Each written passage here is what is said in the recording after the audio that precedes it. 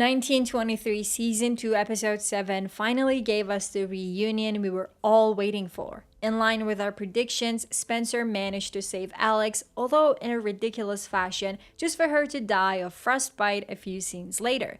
Taylor Sheridan killed Jack, what a stupid death that was, and not one character properly reacted to this death. Kara called the baby in her lap the future while saying Elizabeth was the past, forgetting that the girl is also pregnant, carrying a Dutton inside her. I have a lot to complain about, I know you have too. In this video, I will go over the final episode of 1923 and try to answer some of the questions left hanging. We will also have a discussion about the future Kara was talking about. Who will the baby John grow out to be? Is he going to be the father of John Dutton III, or will the family line continue with Elizabeth's baby? Or from the son Spencer had from a widow? Let's talk about the ending and what might await us in 1944. Alex and Spencer. Of course, the most important part of the episode of the season, I might even say, was the question of whether these two would reunite and have a happily ever after. I mean, throughout the season, Taylor Sheridan did everything he could to torture Alex, and you would have thought that after going through all of that, she would make it to the ranch Spencer was called to fight for and be with her husband and newborn child, right? Nah. So Spencer saw Alex, that's fine, it could have happened. But then he jumped off a moving train right to the tracks and not a single scratch, as if he's Iron Man. He then came into the train while carrying a woman without any help whatsoever. Not gonna lie, their reunion did make my eyes water. I mean, that's all we were waiting for, but the details could have been better. For example, how the hell did she manage to hold a teacup with those fingers? That made no sense. I'm not even gonna talk about a baby who was born after 6 months in the womb, immediately latching onto his mother's breast. You'll see even a lot of mothers on the internet talking about how it took them a while to get their premature babies to learn to breastfeed because they're either not strong enough to start sucking or they don't have that reflex yet. Alex had indeed a miracle body, I guess.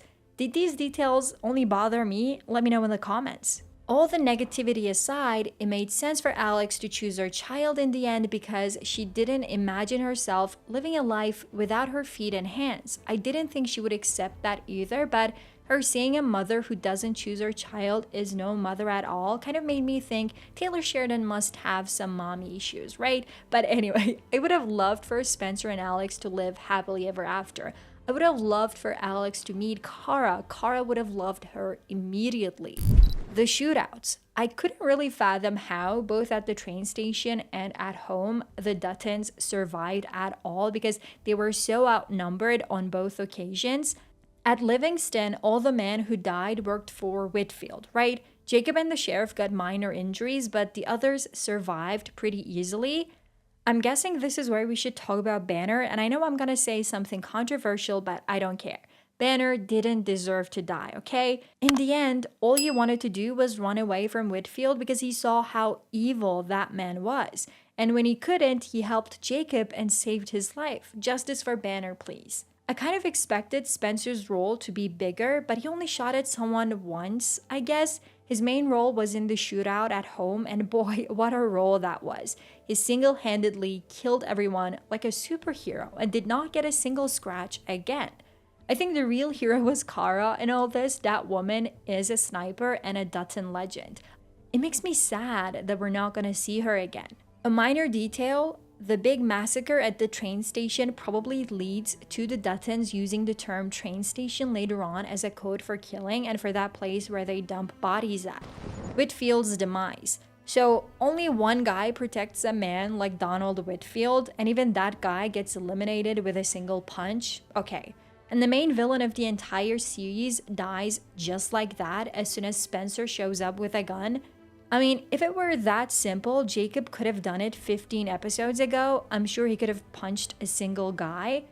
They didn't have to wait this long. At least that poor woman was saved.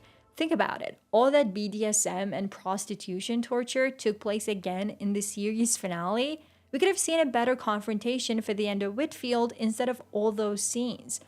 What did you think of this ending for Whitfield? Was it satisfying? Tell me in the comments. Now, 1944 and the future, which is complicated as hell, but we'll try to figure it out. So Spencer never married again, but he was with a widow for a while and had a son with her. We don't know who the widow is, we don't know who the son is. Some people have already started to speculate that the widow is Elizabeth and the son is Jack's child. Spencer will be with Elizabeth to protect the child according to this theory. But from the way it was worded, I don't think this will be the case. Spencer will be with another woman we don't know and have a son with her, and then he will die in the year 1969. Our hopes for a 1969 prequel go out the window. If Spencer dies that year, a prequel taking place then doesn't make sense, but we can see him in 1944. I'll talk more about that in a minute. There's also the question about the Dutton family tree. Who will be the father of John Dutton III, played by Kevin Costner in Yellowstone? I think it was implied that Spencer's son, John, would be John Dutton II, aka John Dutton Jr., whom we saw in a Yellowstone flashback. It was estimated that he was born either in 1923 or 1924 and died somewhere between 1999 and 2003. So Spencer is John Dutton III's grandfather. I know some people are pointing out what Kevin's character said in one episode about how his grandfather lost a leg in the war. We know that Spencer did not lose his leg in World War I. I'm guessing he would have been too old to fight in the second one, and it didn't seem like he had lost his leg in the final 1969 flash forward, so I think it's possible that Kevin's character was talking about his grandfather from his mother's side. What do you say? It's also possible that Elizabeth and Jack's child end up being a father to John Dutton III. It's not likely for Spencer's second child to become the father because the ages don't really align, but this is a Taylor Sheridan universe where there are 100 plot holes. If he wants to make this child, whom we've only heard of in a sentence, John Dutton III's father, he'll find a way. I expect all of this to be explained in 1944, the upcoming sequel to 1923 and prequel to Yellowstone. We should see an older Spencer perhaps in that relationship with a widow and his second son. We should see the young John Dutton Jr. in his early 20s. I don't think Elizabeth and her baby should be forgotten. She should be a part of the series as well. Nevertheless, I do think we said goodbye to Jacob and Kara here. Who and what kind of plot lines would you want to see in 1944? Let me know in the comments, and check out this video to learn fun facts about the 1923 season 2 cast.